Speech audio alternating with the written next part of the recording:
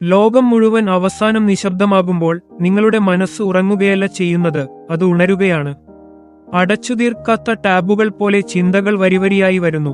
പൂർത്തിയാകാത്ത സിനിമാ ദൃശ്യങ്ങൾ പോലെ ഓർമ്മകൾ ആവർത്തിക്കുന്നു. നിങ്ങൾ ക്ഷണിക്കാത്ത ചോദ്യങ്ങൾ ഒന്നൊന്നായി നിങ്ങളുടെ വാതിലിൽ മുട്ടാൻ തുടങ്ങുന്നു. പകൽ മുഴുവൻ നിങ്ങൾ അവഗണിച്ച എല്ലാ കാര്യങ്ങളെയും പ്രതിഫലിപ്പിക്കുന്ന ഒരു കണ്ണാടിയായി രാത്രി മാറുന്നു. മറ്റുള്ളവർ ഉറക്കത്തിലേക്ക് നഴുങ്ങുമ്പോൾ നിങ്ങൾ മാത്രം ഉണർന്നിരുന്ന് ചിന്തിക്കുന്നു, വിശകലനം ചെയ്യുന്നു. നിങ്ങൾ പ്ലാൻ ചെയ്തതിനേക്കാൾ ആഴത്തിൽ കാര്യങ്ങളെ അനുഭവിക്കുന്നു. മനഃശാസ്ത്രം പറയുന്നത് ഇത് ഒരു ബലഹീനയല്ല എന്നാണ്. ഇതൊരു വളരെ അപൂർവമായ high value mind set trait ആണ്. രാത്രിയിലെ അമിതചിന്ത എന്നാൽ നിങ്ങൾക്ക് ഉത്കണ്ഠയുണ്ടെന്നോ നിങ്ങൾ തകർന്നുപോയെന്നോ നിങ്ങൾക്ക് റിലാക്സ് ചെയ്യാൻ അറിയില്ലെന്നോ ആണ് ഭൂരിഭാഗം ആളുകളും വിശ്വസിക്കുന്നത്. പെട്ടെന്ന് ഉറങ്ങുന്നവരെ സമ്മർദ്ദമില്ലാത്തവർ എന്നും ബാലൻസ്ഡ് ആയവർ എന്നും സമൂഹം പുകഴ്ത്തുമ്പോൾ രാത്രിയിൽ ചിന്തിക്കുന്നവരെ മാനസികമായി തളർന്നവർ എന്ന് അവർ ലേബൽ ചെയ്യുന്നു. 1. ഉയർന്ന ആത്മബോധം, ഹെഡ് ആൻഡ് സെൽഫ് അവാർനെസ്. രാത്രി ചിന്തകർക്ക് ശക്തമായ ഇൻട്രോസ്പെക്റ്റീവ് കഴിവുകൾ ഉണ്ടായിരിക്കും. മെറ്റാകോഗ്നിഷൻ തിയറി അനുസരിച്ച് ചില മസ്തിഷ്കങ്ങൾ സ്വന്തം ചിന്തകളെക്കുറിച്ച് ചിന്തിക്കാൻ പ്രകൃത്യ രൂപകൽപ്പന ചെയ്തവയാണ്.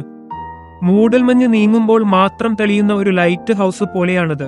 2. വൈകാരികമായ ആഴം, ഇമോഷണൽ ഡെപ്ത്. അതിലോലമായ വികാരങ്ങളുള്ളവർ പകൽ സമയത്ത് തങ്ങളുടെ വികാരങ്ങളെ മാറ്റിവെക്കുന്നു.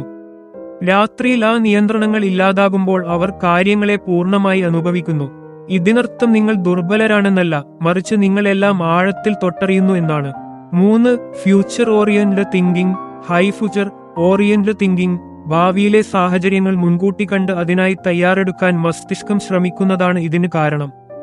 നിങ്ങൾ പഴയ സംഭാഷണങ്ങൾ ആവർത്തിക്കുമ്പോൾ നിങ്ങളുടെ മനസ്സ് നിങ്ങളെ ആക്രമിക്കുകയല്ല, മറിച്ച് ജീവിതത്തിനായി നിങ്ങളെ പരിശീലിപ്പിക്കുകയാണ്. ഇതിനെ റഹീൽസിംഗ് ലൈഫ് എന്നാണ് പറയുക. 4. Zeigarnik effect. പൂർത്തിയാകാത്ത ജോലികളും ഉത്തരം കിട്ടാത്ത ചോദ്യങ്ങളും മനസ്സ് മുറുകെ പിടിക്കുന്നു. രാത്രിയിൽ നിശബ്ദത വരുമ്പോൾ ഈ ചിന്തകൾ ഉറക്കെ കേൾക്കാൻ തുടങ്ങും. നിങ്ങളുടെ മനസ്സ് ആഗ്രഹിക്കുന്നത് ശിക്ഷയല്ല, മറിച്ച് ഒരു പരിസമാപ്തിയാണ്. 5. സർഗാത്മകതയുമായുള്ള ബന്ധം. Link to creativity. പുതിയ ആശയങ്ങളും പാറ്റേണുകളും രൂപപ്പെടുന്നത് കുറഞ്ഞ സ്റ്റിമുലേഷനുള്ള രാത്രി സമയങ്ങളിലാണ്. നക്ഷത്രങ്ങൾ ഇരുട്ടിൽ മാത്രം തെളിയുന്നതുപോലെ പല ക്രിയേറ്റീവ് ചിന്തകളും രാത്രിയിലാണ് പുറത്തുവരുന്നത്. 6. ഉയർന്ന ഉത്തരവാദിത്തബോധം. High sense of responsibility. കാര്യങ്ങളെ ഗൗരവമായി കാണുന്നവർ പഴയ കാര്യങ്ങൾ വീണ്ടും ചിന്തിക്കുന്നത് അതിൽ നിന്ന് പഠിക്കാനും സ്വയം മെച്ചപ്പെടാനും വേണ്ടിയാണ്. ഇതൊരു സെൽഫ് ഡിസ്ട്രക്ഷൻ അല്ല, മറിച്ച് സ്വയം ശുദ്ധീകരിക്കലാണ്, സെൽഫ് റീഫൈൻമെന്റ്. ഒടുവിൽ ആ നിമിഷം വരുന്നു. റൂം പതുക്കെ ശ്വസിക്കുന്നു. നിങ്ങളുടെ ചിന്തകൾ മൃദുവാകുന്നു. ആ ഇരുട്ടിൽ നിങ്ങൾ നഷ്ടപ്പെട്ടു പോയതല്ല, നിങ്ങൾ ശ്രദ്ധിച്ചു കേൾക്കുകയാണ്.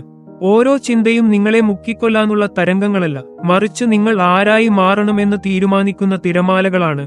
രാത്രി നിങ്ങളെ തകർക്കുകയല്ല, വളരാൻ വേണ്ടി നിങ്ങളെ തുറക്കുകയാണ് ചെയ്യുന്നത്. സമാധാനം എന്നത് എപ്പോഴും നിശബ്ദതയല്ല, ചിലപ്പോൾ അത് തിരിച്ചറിവാണ്.